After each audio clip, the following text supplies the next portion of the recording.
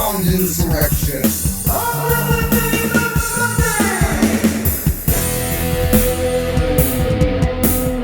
The new sensation this Christmas seems to be the electric Jesus machine.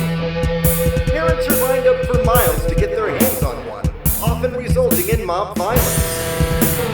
But it's not just for kids. Grown-ups are getting in on the action too. Doctors warn there may be addictive properties. But fuck you, I've got mine. Hey little girl, why do you think everyone wants a Jesus machine? Well, it's always there for me. It tells me what I want to hear. It distracts me from the misery. Life is meaningless without it.